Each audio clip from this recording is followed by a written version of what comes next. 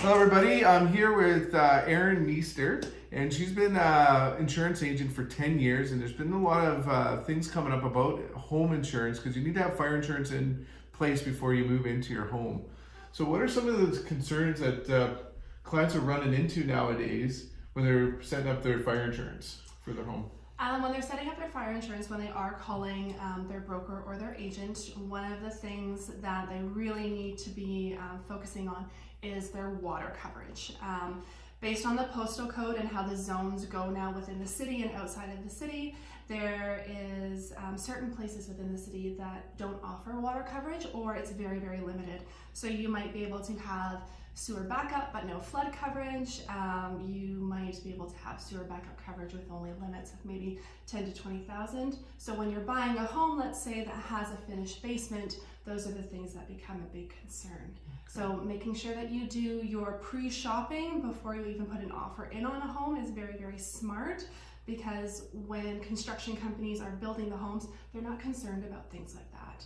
So, and then you might be finding yourself getting ready to take possession of a home, and suddenly you can't get any water coverage at all. So I heard of things happening, rules change.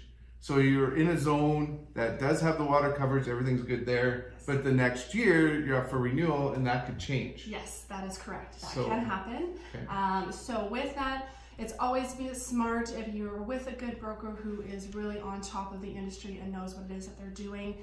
They should be able to shop around. One market might say that they are restricting water coverage, whereas another market might be a little bit more flexible with it. But again, if you have a broker who's able to shop around for you, they should be shopping your rates every single year to not only ensure you're getting the best price, but also the best coverage. So when we're looking at older homes, there's some concerns that comes up that you mentioned to me before about the roof, the furnace, the water heater. Can you expand on that a little bit as well? Yeah, absolutely. Okay. So when you are looking at an older home, whether it's from the 60s or the 70s, lots of people like those homes because they have a lot of character, of course. The things that you want to be making sure is that the roof has been updated, that it's no older than about 10 years. Another thing as well too is your hot water tank is very, very important, that it is probably about no older than 10 years as well too. And finally as well, making sure that you're servicing your furnace.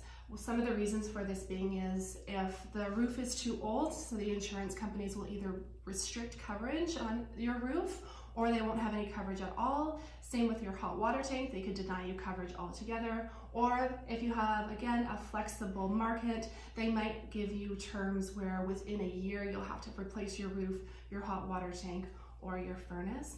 And again, updating these things, it's a way of showing that you are caring about your home and that you want to invest in it.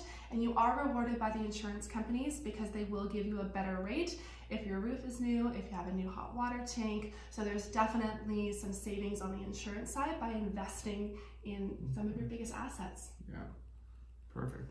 I had some lenders actually just say they heard about the furnace. It was an older furnace, and they actually came back to me wanting to do purchase plus approvals to replace the furnace because it was so old. So we can work that into a purchase contract to take care of these major items.